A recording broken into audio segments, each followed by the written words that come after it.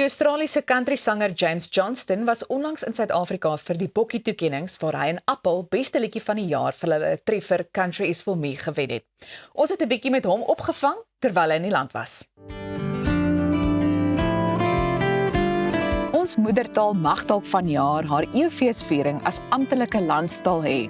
Maar die passie vir Afrikaans en Afrikaanse musiek in die besonder is nie net tot Suid-Afrika beperk nie.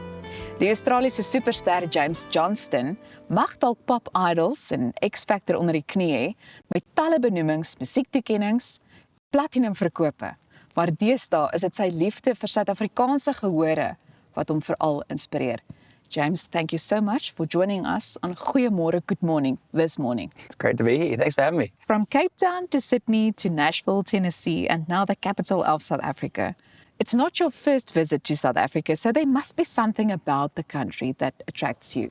Everyone told me it's an amazing place. But when I actually got to spend a bit of time here and I met Apple and he showed me the people and the culture, I really did fall in love with South Africa. And I think this is my third trip and certainly not my last trip. And I find that there's just a special connection between Australia and South Africa that, I love it. You were born in a very small town called Wingham in New South Wales.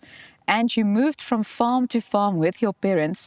But I want to ask you, how did your love and passion for music, and especially country music, start? Mum and Dad started a tractor business. They sold tractors and they started on the farm that I was born on and they grew that business. But my whole upbringing was traveling around from farm to farm as Dad was fixing tractors and everything like that.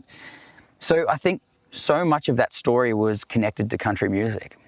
As we would travel around the different farms, Dad would have his Land Cruiser, which is nice to know, the Bucky. He'd travel around in the Bucky, and we would listen to country music. It was a lot of the classics, Willie Nelson, Waylon Jennings, Garth Brooks, Alan Jackson. It was classic country music, and we used to just spend hours in the car listening to that. And I think it just became part of me. I started singing at a very young age. I started singing at 4 years old. Wow! And the very first song that I ever sung was a song called Friends in Low Places by Garth Brooks, which is not an appropriate song. It's about drinking your sorrows away. I was a 4-year-old with a big cowboy hat on singing country music. But I think I knew I always wanted to be a country singer from a very, very young age. So it was country music from the very beginning.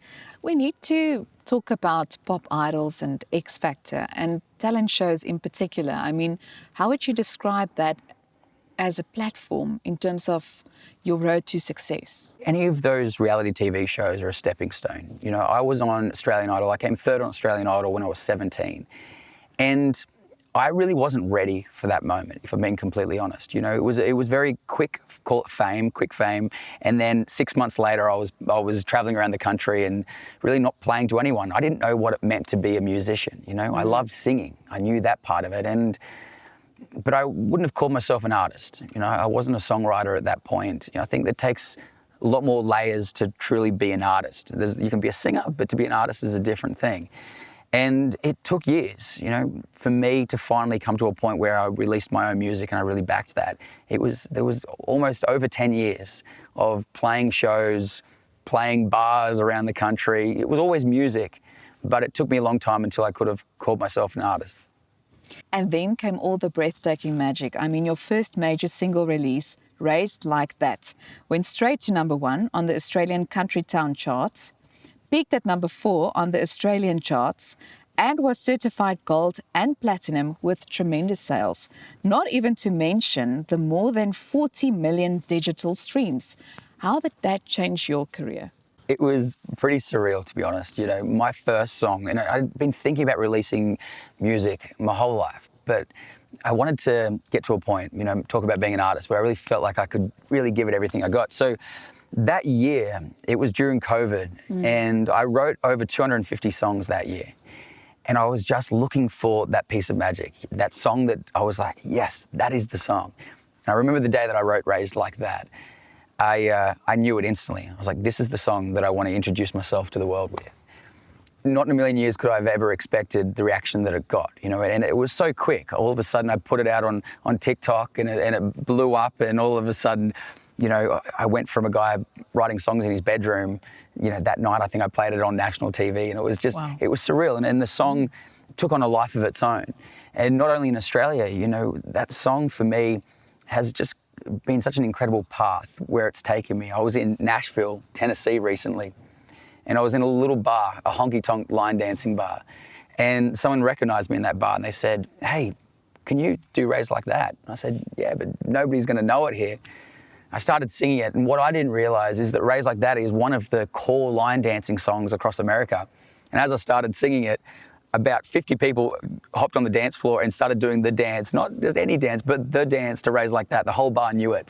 And it has been just such a crazy ride where that song has taken me. How would you describe South African audiences? A little crazy, in all the right ways, and I love it. There is a passion here that Afrikaans, South African audiences have that is unlike anywhere else in the world. You know, and the way that I would describe it, their loyalty to artists that are from here, like artists like Apple. Yes. People love Apple, and they love his music, and they're singing every word with so much passion and so much pride. And I think that translates. You know, when you go and perform here. That's what I felt at the festival. It's what I felt when I performed at the Bockies. Everyone is proud to be a part of this culture, to be South African, and they sing every word with so much conviction.